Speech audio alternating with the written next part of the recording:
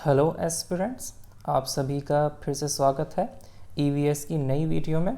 हम इससे पहले अपनी 4 लेक्चर्स कंप्लीट कर चुके हैं जिसमें मैंने आपको इम्पॉर्टेंट क्वेश्चंस आपको ईवीएस के कराए थे और अब हम लेकर आए हैं इसी सीरीज़ की 5वीं वीडियो। तो इसमें मैं आपको और कुछ इम्पॉर्टेंट क्वेश्चंस कराऊंगा।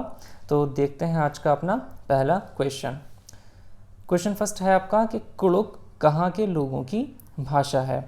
और ऑप्शंस हैं आपके मणिपुर, अरुणाचल प्रदेश, झारखंड या मिज़ोरम। तो कुड़ुक जो है वो बोली जाती है आपकी झारखंड में, तो इसका ऑप्शन सी आपका करेक्ट हो जाएगा। ये एक द्रविडियन लैंग्वेज है, एक द्रविड़ीय भाषा है जो करीब 20 लाख लोगों द्वारा झारखंड में बोली जाती है।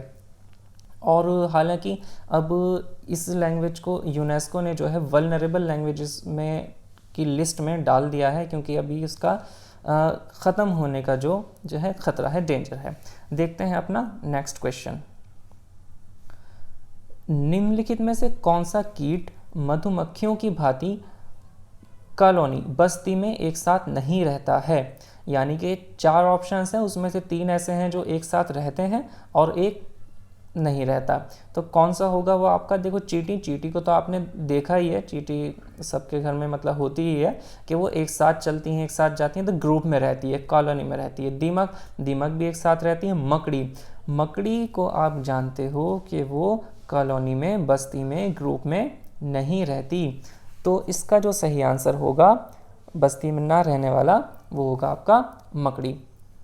क्योंकि होता क्या है, मकड़ी एक तो अकेले रहती है, दूसरी ये तो बल्कि जो दूसरी मकड़ियाँ होती हैं, दूसरी इसकी स्पेशीज़ होती हैं, उसके तरफ आक्रामक भी होती हैं। ठीक है, तो ऑप्शन सी इसका करेक्ट आंसर हो जाएगा।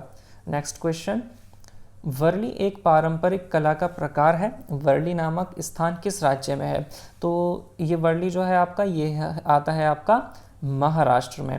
ये महाराष्ट्र के मुंबई में स्थित है। नेक्स्ट क्वेश्चन देखेंगे। बगुला भैंस पर बैठता है क्योंकि, क्या रीज़न है। बगुला मनोरंजन के लिए भैंस पर बैठता है। ऑप्शन बी, भैंस बगुले को एक स्थान से दूसरे स्थान तक आने जाने में मदद करती है। या बगुला भैंस को डराना चाहता है। या ऑप्शन डी, बगुला तथा भैंस में सहजीवी का संबंध है। तो ये ऑप्शन डी ही आपका करेक्ट है कि इन दोनों में सहजीवी का संबंध होता है, यानी कि सिम्बायोटिक रिलेशनशिप होता है। इसका मतलब ये होता है कि ये दोनों एक दूसरे पर डिपेंड भी करते हैं, क्योंकि इसमें दोनों का ही फ़ायदा होता है। बगुला क्या करता है कि जो बफेलो की जो आपकी स्किन होती है उससे फ्लाइज जो कीट होते हैं उसको साफ कर देता है।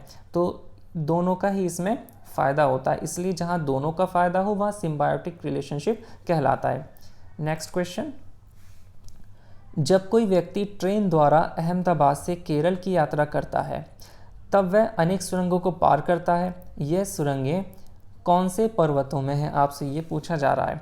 भाई अब आपको पता होना चाहिए अहमदाबाद का है और आपका केरल कहाँ है। अगर हम इंडिया की बात करें तो नीचे इस जो साउथ पार्ट है वो इस तरह से, यहाँ पर आपका गुजरात हो जाएगा क्योंकि अहमदाबाद आपका गुजरात में है, और केरल यहाँ पर, तो यानी कि वेस्ट साइड आ रहा है, पश्चिम की तरफ है, तो यहाँ से इस तरह से जाएंगे। ठीक है, तो इस साइड में आपके कौन से पर्वत पड़ेंगे आपको यही बताना है। पहला ऑप्शन है आपका अरावली। अरावली तो आपका जो है उत्तर पश्चिम की तरफ है, यानी कि राजस्थान हरियाणा इस तरफ आता है। पश्चिमी घाट ये ऑप्शन, और यही इसका सही आंसर होगा। और ऑप्शंस भी देख लेते हैं। पूर्वी घाट ये आपका पूर्व की तरफ पड़ेगा, तो ये भी ठीक नहीं होगा इस वजह से। और विंध्याचल ये भी इसका सही आंसर नहीं होता, क्योंकि विंध्याचल जो है वो आपका मध्य प्रदेश में आता है, मध्य प्रदेश छत्तीसगढ़ इस तरफ है। तो पश्चिमी घाट आपके जो पश्चिम की आपकी सरहद है इस तरफ साथ साथ चलता है। देखते हैं नेक्स्ट क्वेश्चन। निम्नलिखित में से किसकी सुनने की शक्ति इतनी तीक्ष्ण होती है, इतनी तेज होती है, इतनी अच्छी होती है कि वह वायु से परतों के हिलने की ध्वनि और घास पर किसी जानवर के चलने की ध्वनि में अंतर कर सकता है। यानी कि इसे पता लग जाता है कि हवा से परतें हिल रही हैं या जो आपकी घास है उस पर कोई जानवर चल रहा है। तो इतनी अच्छी सुनने की शक्ति किसकी होती है। आपके ऑप्शंस हैं गिद्ध, रेशम का कीड़ा, कुत्ता या बाघ। तो सही आंसर है आपका बाघ। और इसी वजह से ये बाघ जो होते हैं ये बहुत अच्छे शिकारी होते हैं। बहुत अच्छे शिकारी होने की जो इनकी वजह है वो यही है कि इनकी सुनने की शक्ति बहुत तीक्ष्ण होती है, बहुत तेज़ होती है। देखते हैं नेक्स्ट क्वेश्चन। निम्नलिखित में से जड़ का कौन सा कार्य पौधों के लिए नहीं है? पौधे के लिए नहीं है।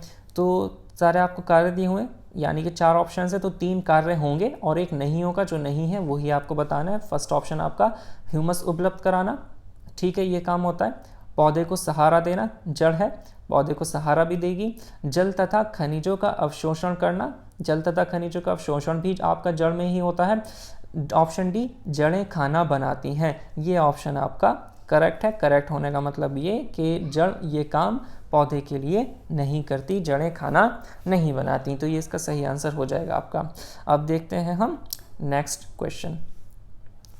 कांच के जार तथा बोतलों को उनमें अचार भरने से पूर्व सूर्य की धूप में अच्छी तरह सुखाया जाता है।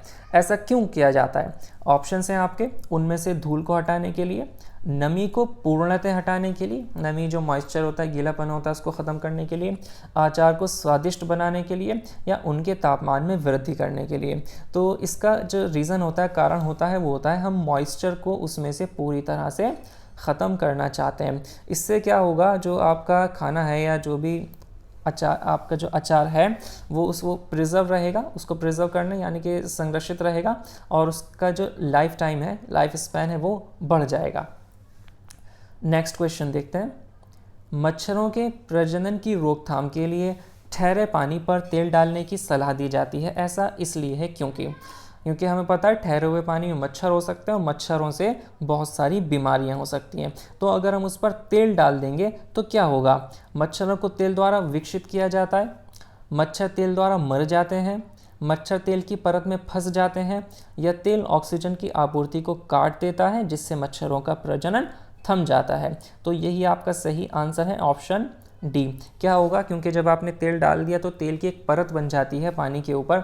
अब वो तेल की परत बन जाएगी तो ऑक्सीजन की आपूर्ति जो है आपके जो मच्छर हैं उनको नहीं हो पाएगी और उसमें वो उनका प्रजनन ख़त्म हो जाता है, थम जाता है। तो ऑप्शन डी आपका सही आंसर होगा। Next question. तमिलनाडु के निकटवर्ती समीपवर्ती राज्य हैं। अब ये आपका तमिलनाडु जो है ये आपको पता है सदर्न मोस्ट पार्ट, जो इंडियन पेनिनसुला है, जो सबसे साउथ का पार्ट है, वहाँ पर आपका तमिलनाडु स्थित है। अब तमिलनाडु आपके एक तो 3 राज्य और एक यूनियन टेरिटरी, इससे इसका जो बॉर्डर है वो मिला हुआ है, ठीक है। अब वो राज्य कौन कौन से आपसे यही बात पूछी गई है, और जो यूनियन टेरिटरी वो हालांकि पुडुचेरी, वो ऑप्शन में नहीं कि आपसे सिर्फ राज्य पूछे हैं। तो इसका सही आंसर हो जाएगा आपका ऑप्शन डी, केरल, कर्नाटक और आंध्र प्रदेश, क्योंकि यही 3 राज्य हैं जिसकी सीमा तमिलनाडु से मिलती है। तो इतनी बात आपको समझ में होगी। और आप जानते हैं तमिलनाडु की राजधानी चेन्नई है और सबसे बड़ा शहर भी तमिलनाडु का चेन्नई है। तो ये आज के क्वेश्चन थे। और आपको अगर आज की वीडियो अच्छी लगी हो तो आप हमारी इस वीडियो को लाइक करें, और अगर अभी तक आपने हमारे चैनल को सब्सक्राइब नहीं किया है तो सब्सक्राइब भी करें, अपने फ्रेंड्स के साथ शेयर भी करें और अपना ख्याल रखें। Thank you.